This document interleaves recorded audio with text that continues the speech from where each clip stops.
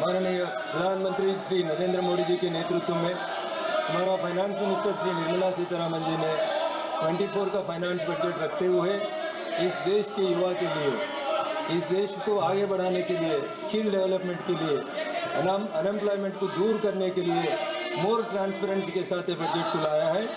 ये बिल में जो कॉर्पोरेट टैक्स के बारे में बार बार हमारा सांसद लोग बात कर रहे हैं, उन लोगों को मैं ये बताना चाह रहा हूँ, we brought transparency in the income tax wing and as well as in the other departments also, due to which the persons, those who respect the government has been increased and the number of taxpayers strength has been increased in this country. Such a transparency has been brought in the income tax department, and a person who is filing the income tax don't know where and who is scrutinizing his income tax papers, and the officer also don't know where does the application came from. Such a type of transparency is brought in the income tax system, so the persons, those who are the taxpayers number has been enormously increased in this country. This clearly shows the people of this country are showing the confidence on the government which is led by the Honorable Prime Minister Shri Narendra Modi ji. माननीय अध्यक्ष महोदय, हमारा तेलंगाना राज्य में बार बार इसके पहले जो सरकार था, टीआरएस सरकार, या जो सरकार 6 महीने के पहले गवर्नमेंट में आया था, वो सरकार, ये दो सरकार, कांग्रेस की सरकार भी होने दो और टीआरएस का सरकार होने दो, कभी भी स्टेट में कुछ अच्छा हुए तो उन लोग करे बोलते, अगर कुछ बुरा हुए तो वो सेंटर के ऊपर डालने के लिए कोशिश करते रहते। हर बार वो 10 साल का बीआरएस का रूलिंग होने दीजिए, नहीं तो 6-7 महीने को कांग्रेस का रूलिंग होने दो। कोई भी एक बात, कभी भी कुछ राज्य के लिए केंद्र सरकार ने कुछ अच्छा करता, उस अच्छा चीज़ के बारे में इन लोग कुछ भी नहीं करता, बार बार बदनाम की पॉलिटिक्स करना है, उसके अलावा कुछ भी नहीं कर रहा है।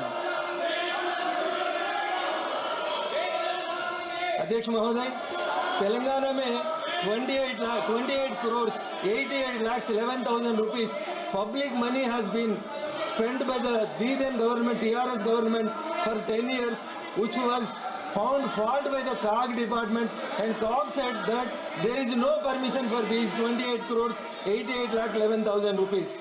Even if you come to the Pradhan Mantri Awas Yojana, the central government has given Pradhan Mantri Awas Yojana like other states to the Telangana also. Under the scheme of Pradhan Mantri Awas Yojana, the central government is giving the money, and the KCR says he is giving in the name of 2 BHK, but unfortunately they never say that the central government has given the money under Pradhan Mantri Awas Yojana. Now the new government, which is headed by Congress party and Mr. Revanth Reddy, they are saying that they are going to give Indiramma houses, but they are also not saying that this money is being given by the honorable central government under the leadership of Narendra Modi ji for Pradhan Mantri Awas Yojana. At least he says that we want to correlate the money of the Pradhan Mantri Awas Yojana with Indiramma houses. Like this, the so many schemes which were given by the central government and the money is being dispersed. Earlier it was under the UPA rule, there was only 32% of the devolution of funds was there. But now it has been increased to 42%, but no one is saying that the states are getting 42% of the devolution of the funds. उसमें भी कैसा कम करके बताने के लिए कोशिश करता। माननीय अध्यक्ष महोदय, हम लोग नया जीत के आए, पहली बार सांसद बन के आए, इतना सीनियर लोग बन के 5 बार 6 बार जीत के आके ये क्या तरीका मेरे तो समझने में नहीं आ रहा। अगर लैला को देखना है तो मजनू का आंखों से देखो, ये बजट को देखना है तो निर्मला सीतारमण जी का आंखों से देखो, गरीब का आंखों से देखो। पूरा stuff this poor in country is being served by this government. You people are shouting about only A1 and A2। क्यों बोले तो आपको A1 का दावत याद आता, A2 का दावत याद आता, कभी भी दावत का। माननीय अध्यक्ष महोदय, एक शब्द भी, ये क्या अध्यक्ष महोदय, 2 मिनट बोलने का मौका दिया अध्यक्ष महोदय। इन लोगों का तरीका कैसा है बोले तो 372 में स्पष्ट है, सदन नियमों प्रक्रियाओं से चलता है। उसमें मंत्री जी का स्टेटमेंट मांगा, मंत्री जी ने आपको स्टेटमेंट दे दिया, आपकी मांग पर स्टेटमेंट दिया, संसद के अंदर, लोकसभा के अंदर, नियम प्रक्रिया के अंदर उस पर स्पष्टीकरण नहीं मांगा जाता। Okay, In the year 2014, when Honorable Prime Minister Narendra Modi ji came into power, there was a demand for to bring one nation, one tax. Congress लोग बोलते हैं हमारा सोनिया जी का मानस पुत्रिका, but they failed to introduce the GST bill 2004 and 14. After 10 years of their governance, they can't do the act of GST, but it was brought by under the leadership of dynamic leadership of Sri Narendra Modi ji. The GST was being introduced in this country. In the year 2017, when it was introduced for the first time, for the first month, 68,000 crores of rupees has came as the GST tax in this country, and in the last month it has been grown up to the 2 lakh crores. Your Honor, may kindly see, this is all happening just because of the transparency and the government which is doing all this for the poorest of the poor.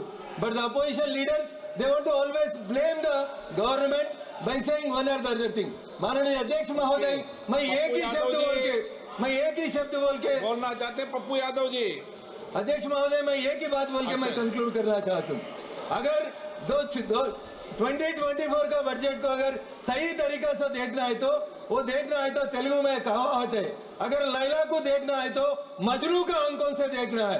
ये लोग ये budget को देखना है तो पूरे पूर of the country के साथ उसका आंखों से देखना, मगर उन लोग जो नाम लेता ये उन लोगों के दावतों में कहा के उसका आंखों से देखे थे बजट उन लोगों को समझ नहीं आता। मैं पहली बार जीत के आया, मेरे को ये बजट का फाइनेंस बिल के ऊपर बात करने का मौका दिया, मगर उन लोगों को घंटों का शब्द करने का आवाज और अवसर दिए तो मैं उन लोगों को कई शब्द, एक शब्द में उन लोग अच्छा भी बोलने के लिए बजट के मना किया। मगर मैं पहली बार आया तेलंगाना से, जहां टीआरएस और बीआरएस और कांग्रेस पार्टी ने पैसा केंद्रीय सरकार से लेता और बदनाम हमारे को करता। कल का बजट में सिर्फ और सिर्फ 2 पदों के ऊपर 48,000 crores has been given to the Telangana government, मगर वहां हमारा तेलंगाना कांग्रेस का सरकार ने बड़ा फ्लेक्सी लगा के ये बात बोलते तेलंगाना से भाजपा को 8 MP दिया, 8 पैसा भी नहीं लाता।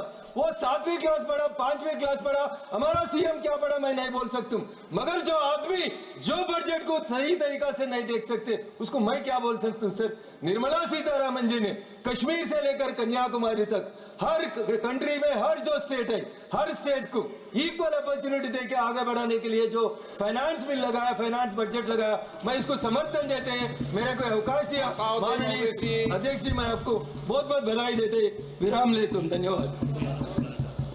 पप्पू यादव जी